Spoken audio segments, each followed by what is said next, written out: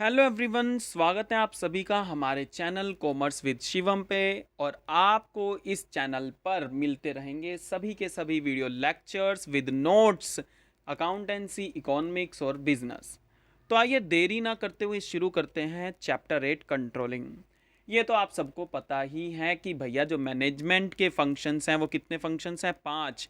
यानी कि POS, DC, planning, organising, staffing, directing, controlling. तो मैनेजमेंट हैज़ कितने फंक्शंस रहे, 5 फंक्शंस।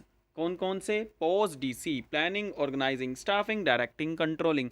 तो अभी जो इस लेक्चर में हम करेंगे वो केवल मीनिंग ऑफ कंट्रोलिंग करेंगे, क्योंकि बोला जाता है अगर किसी चीज़ का मीनिंग बढ़िया से क्लियर होना तो ईजिली हम उसके अंदर सब कुछ लिख सकते हैं और उसके बारे में जान सकते हैं।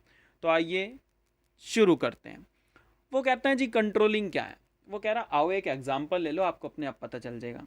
सपोज करो आपने अपने बिजनेस के लिए एक टारगेट सेट किया है कि भैया मुझे 80 में से 70 मार्क्स तो लाने ही लाने हैं। यानी कि आपने टारगेट सेट कर लिया, जो कि यहाँ पे लिखा हो सकता है स्टैंडर्ड परफॉर्मेंस। स्टैंडर्ड सेट करने का मतलब आपने एक टारगेट, आपने एक गोल, आपने एक ऑब्जेक्टिव सेट कर लिया। कितना, 70 मार्क्स।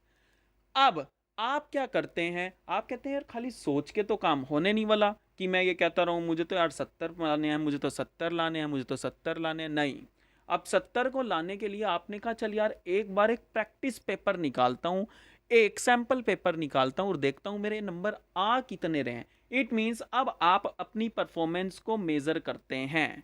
तो अपनी परफॉर्मेंस को मेजर करने के लिए आपने एक प्रैक्टिस पेपर निकाला जिसमें यह पाया गया कि आपने तो केवल 80 में से 65 ही अटेन करे हैं।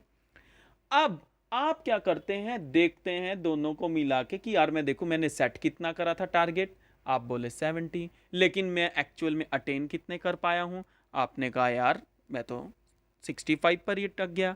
तो इट मींस अब आपके कितने नंबर कम आए हैं, 5 मार्क्स आपके कम आए हैं। तो ये गलती कहाँ हुई है, अब इसकी खोज की जाएगी और ये गलती को कैसे सुधारा जाए इसके लिए करेक्टिव एक्शन लिया जाएगा। तो अब आ जाइए आप इसी पॉइंट के साथ किसी बिजनेस में।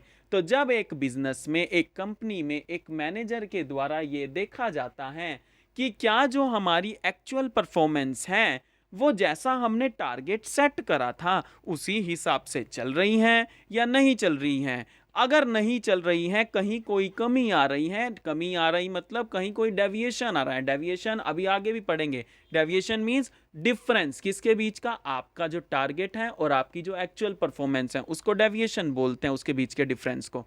तो कहीं कोई अगर डेविएशन आ रहा है तो उसको कैसे एनालाइज करा जाए और फिर उसके लिए कैसे कौन सा एक्शन लिया जाए जिससे वो ठीक हो सके।